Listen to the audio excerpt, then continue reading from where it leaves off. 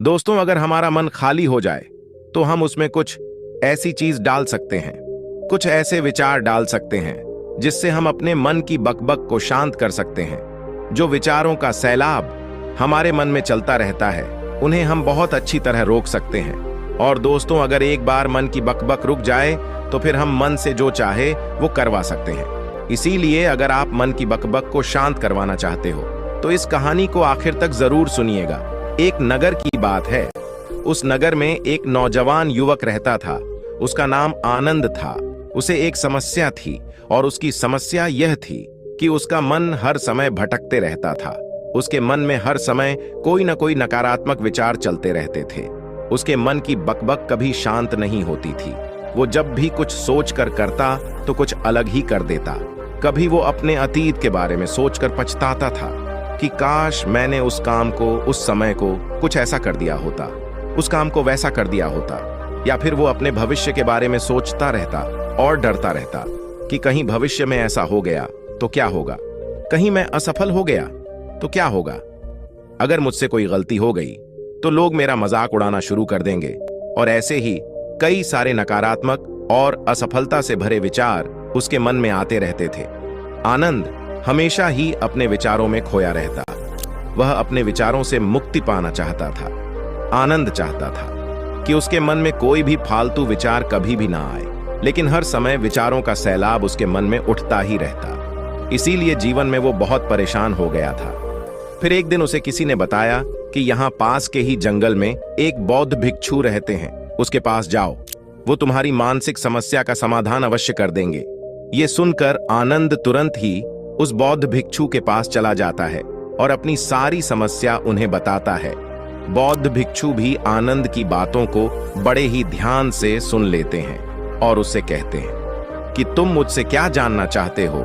यह सुनकर आनंद कहता है, हे गुरुदेव, मैं अपने मन को शांत और खाली करना चाहता हूं। मैं आपसे ये जानना चाहता हूं कि मन को खाली व शांत कैसे करते हैं। मेरा मन हर वक्त विचारों से भरा रहता है। मेरा ध्यान एक जगह लग ही नहीं पाता है, जिसके कारण मेरे हर एक काम में समस्या आ जाती है। मैं एक चीज करता हूं तो नकारात्मक विचारों के कारण दूसरी चीज पर पहुंच जाता हूं। मेरा मन एक जगह ठहरता ही नहीं है और यूं ही हर दिन मेरे मन में हजारों विचार चलते रहते हैं। और ये कब होता है, क्यों होता है, मुझे कुछ पता नहीं चलता। बहुत देर बाद मुझे एहसास होता है कि मैं क्या करने बैठा था और मैं क्या कर रहा हूं। गुरुदेव, मैं अपने मन के विचारों को खाली कर देना चाहता हूं। मैं चाहता हूं कि मेरे मन में एक भी विचार ना आए। जब मैं चाहूं तभी मेरे मन में विचार आए। फिर बौद्ध भिक्षु ने कहा, किसी समस्या का समाधान तभी निकाला जाता है जब हम उस समस्या की जड़ तक पहुंच जाते हैं, समस्या को ठीक से समझते हैं और जानते हैं। आगे बौद्ध भिक्षु कहते हैं, जिस मन को तुम खाली करना चाहते हो, क्या तुमने उस मन को कभी भी थोड़ा बहुत भी समझा है, जाना है? यह सुनकर आनंद ने कहा कि महाराज, मैंने अपने मन को जानने की बहुत कोशिश की है, लेकिन मैं जितना इसके बारे में जानता हूं, मेरा मन उतना ही रहस्यमय हो जाता है। फिर बौद्ध भिक्षु ने उस युवक को एक घड़ा देते हुए कहा कि जाओ, इस घड़े में छोटे छोटे पत्थर भरकर लेकर आओ। फिर वो युवक वहां से गया और छोटे छोटे पत्थर भरकर लेकर आ गया और उस घड़े को बौद्ध भिक्षु के पास रख दिया। फिर बौद्ध भिक्षु ने उस युवक से कहा कि इस घड़े को तुम अपना मन समझो और इस घड़े में भरे पत्थरों को अपने विचार समझो। अब इस घड़े में और पत्थर डालो। उस युवक ने घड़े में और पत्थर डालना शुरू किया, क्योंकि घड़ा पहले से भरा हुआ था। एक तो पत्थर डालने के बाद बाकी सारे पत्थर नीचे गिरने लगे। फिर बौद्ध भिक्षु ने उस युवक से कहा, रुको, जरा ध्यान से देखो। अब घड़े में पत्थर नहीं आ रहे हैं, बल्कि पत्थर नीचे गिर रहे हैं, क्योंकि ये एक घड़ा है जो इसमें आ सकता था, वो आ गया। अब इसमें और पत्थर नहीं आएंगे। अगर दूसरे पत्थर डालने हैं तो पहले वाले पत्थरों को निकालना होगा। ये सुनकर उस युवक ने कहा, गुरुदेव, मैं आपकी बात समझ गया हूं कि आप मुझे क्या बताना चाहते हैं। हमें अपने मन को विचारों से ही खाली कर देना चाहिए। आनंद की ये बात सुनकर बौद्ध भिक्षु मुस्कुराने लगे और कहा, पहले मेरी पूरी बात तो सुन लो, उसके बाद मन को खाली कर लेना। फिर बौद्ध भिक्षु ने उस युवक को कहा कि हमारा मन एक घड़े के बिल्कुल उल्टा है, क्योंकि घड़े को तुम पत्थरों से भर सकते हो, लेकिन मन को विचारों से नहीं भर पाओगे, क्योंकि मन तो हमेशा खाली रहता है। यह सुनकर उस युवक ने कहा, गुरुदेव, मुझे आपकी बातें कुछ समझ में नहीं आ रही है। मन अगर खाली रहता है तो फिर हम उसे खाली करना क्यों चाहते हैं?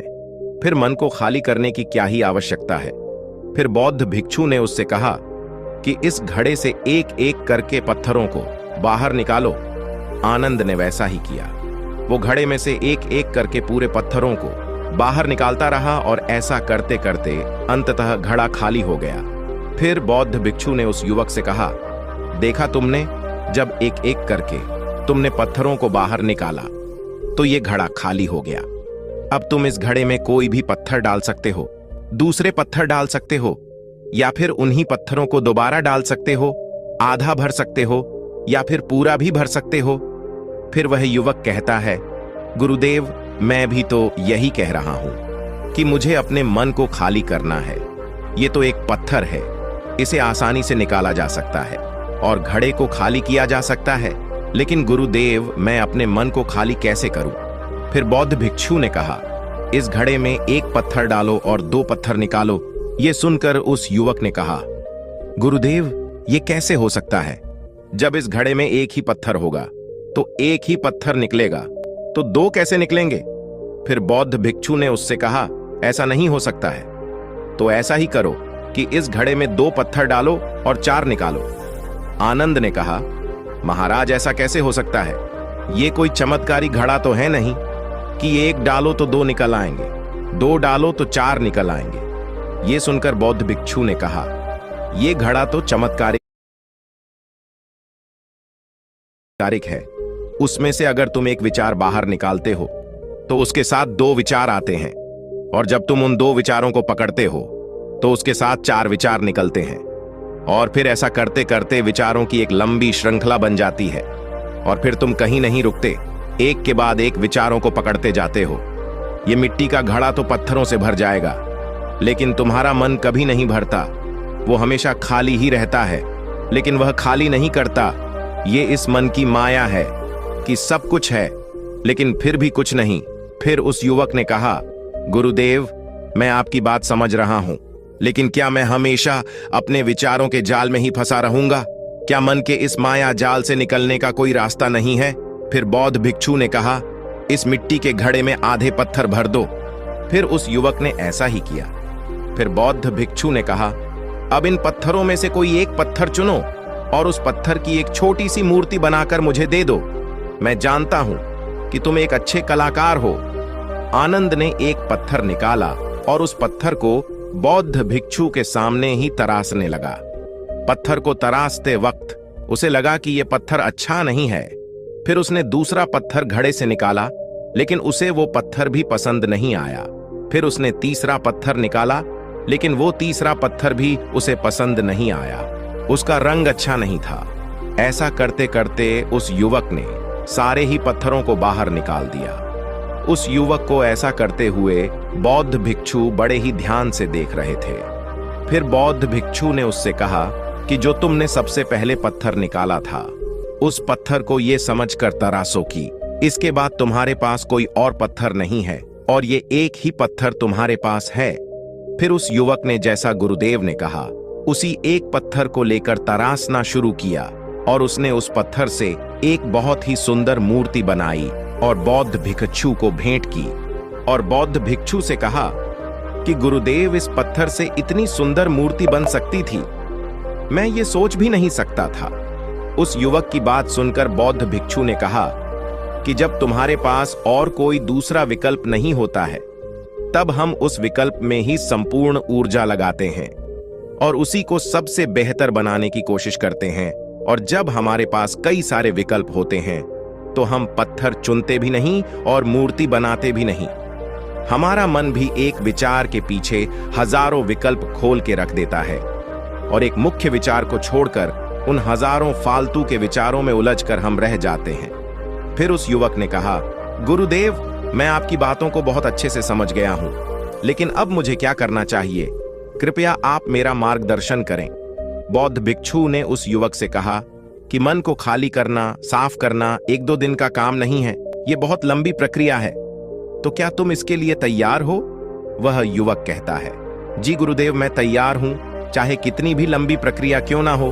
फिर बौद्ध भिक्षु ने उस युवक से कहा कि मन को खाली व नकारात्मक विचारों से दूर रखने के 6 तरीके हैं।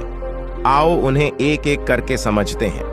पहला तरीका है कि ऐसे लोगों का साथ छोड़ दो जो तुम्हें कमजोर, पिछड़ा हुआ, लक्ष्यहीन महसूस कराए। अकेले रह रहे के घर का ऐसे लोगों का साथ छोड़ दो जो तुम्हें कमजोर, पिछड़ा हुआ, लक्ष्यहीन महसूस कराए। अक्सर हमारे आसपास ऐसे लोग होते हैं जो हमसे पद और धन में ऊपर होते हैं, और इसी पद और धन के घमंड में वो अपने नीचे से लोगों को कुछ भी नहीं समझते। इसीलिए ऐसे लोगों के पास रहना ही नहीं चाहिए, और ऐसे लोग अपने से छोटे लोगों को हमेशा यही महसूस कराते हैं कि आप कितने छोटे हैं, और इसीलिए वो छोटे लोग अपने जीवन में कुछ बड़ा हासिल कर ही नहीं सकते। इसके अलावा कई बार हमारे मित्र और घर परिवार के सदस्य भी ऐसे होते हैं जो अक्सर हमें छोटा महसूस करते हैं, हमें नीचा दिखाने की कोशिश करते हैं, लोगों के सामने हमारा मजाक बनाते हैं। तो ऐसे लोगों से जितना दूर हो सके उतना दूर रहो। ये लोग ऐसे होते हैं कि तुम्हारी नजरों से तुम्हारी गरिमा को दूर करके तुम्हें लक्ष्यहीन बनाते हैं, और फिर तुम्हें खुद की काबिलियत पर शक होना शुरू हो जाता है। तुम्हारे अंदर खुद के प्रति नकारात्मक भावनाएं आ जाती हैं, और ये नकारात्मक विचार तुम्हें मानसिक तनाव और चिंता की ओर ले जाते हैं। फिर बौद्ध भिक्षु दूसरा तरीका बताते हुए कहते हैं कि तुम बहुत ही कम और चुनिंदा लोगों को ही अपना मित्र बनाओ। ऐसे लोगों को ही अपना मित्र बनाओ जिससे तुम कुछ सीख सकते हो, जिनकी तुम इज्जत कर सकते हो, जो तुम्हारी भावनाओं को समझ सके, जिनकी सोच तुमसे मेल खाती हो, जो जीवन में तुम्हें आगे बढ़ाने में सहायता करे। हमारे जीवन और चरित्र में हमारे माँ बाप के बाद हमारे मित्रों का ही सबसे ज्यादा योगदान होता है। इसीलिए मित्रों का सही होना भी बहुत आवश्यक है। ऐसा कहा भी जाता है, तुम उन 5 लोगों का प्रतिबिंब हो जिनके साथ तुम सबसे ज्यादा वक्त बिताते हो।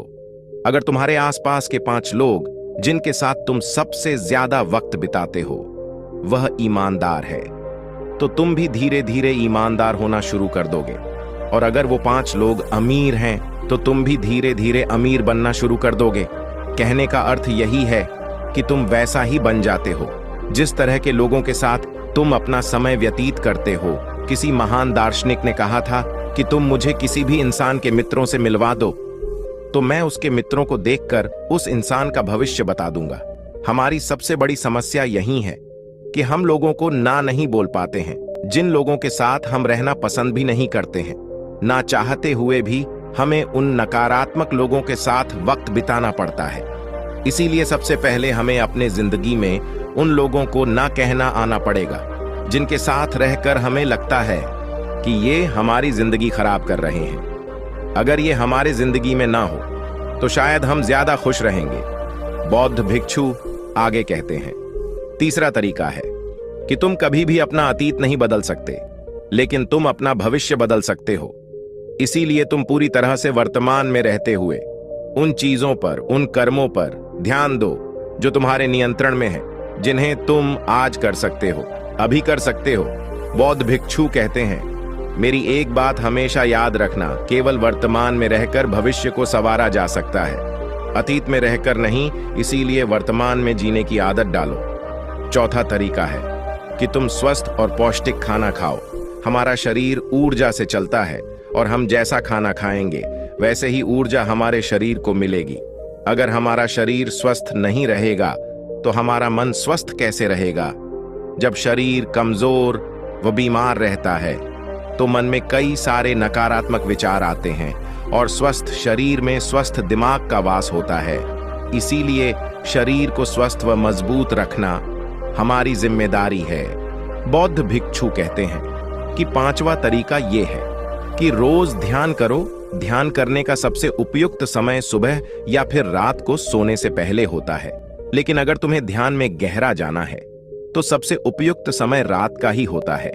रात में सोने से पहले ध्यान करने से नींद में भी सुधार होता है। और बहुत गहरी नींद आती है। ध्यान करने के लिए तुम अपनी सांसों पर ध्यान केंद्रित कर सकते हो, या फिर तुम अपने मन में उठने वाले विचारों पर भी अपना ध्यान केंद्रित कर सकते हो। मन में उठने वाले विचारों पर ध्यान केंद्रित करने से ध्यान करने वालों का ज्यादा फायदा होता है, क्योंकि इसमें आसानी से गहरे ध्यान में उतरा जा सकता है। अगर तुम ध्यान नहीं कर सकते हो तो रोज खुद के साथ अकेले में वक्त बिताओ। खुद के व्यवहार को समझो, देखने की कोशिश करो कि मन में किस तरह के विचार उठ रहे हैं और क्यों उठ रहे हैं। फिर बौद्ध भिक्षु आगे बताते हुए कहते हैं, छठा तरीका है कि तुम नई नई जगह घूमने जा सकते हो, क्योंकि एक पुरानी कहावत है कि एक लंबी यात्रा आपको 100 किताबों के बराबर ज्ञान देती है। गौतम बुद्ध अपने जीवन काल में 9 महीने लगातार घूम रहे थे। उनके भ्रमण करने का यही कारण था कि नई नई जगह जाने से ज्ञान की प्राप्ति के साथ साथ मन को एक नयापन भी प्राप्त होता है। नई जगह घूमने जाने पर हमारा मन उत्साहित रहता है। फिर बौद्ध भिक्षु कहते हैं, मन के जाल में कभी मत फंसो, मन को खाली करने की कोशिश मत करो। जीवन में ध्यान करना सीखो, अपने ध्यान को केंद्रित करो, अपने ध्यान में एकाग्रता लाओ और जीवन में जो कर रहे हो उसे पूरी मेहनत के साथ अंतिम समझकर करो। उस काम को ऐसे करो कि उसके बाद तुम्हें और कुछ नहीं करना है। और जब फिर दूसरे विचार पर कार्य करो तो बस उसी पर कार्य करो, किसी तीसरे विचार पर नहीं।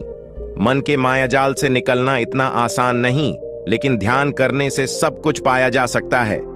तो दोस्तों, आज के वीडियो में बस इतना ही। उम्मीद है आपको यह वीडियो पसंद आई होगी।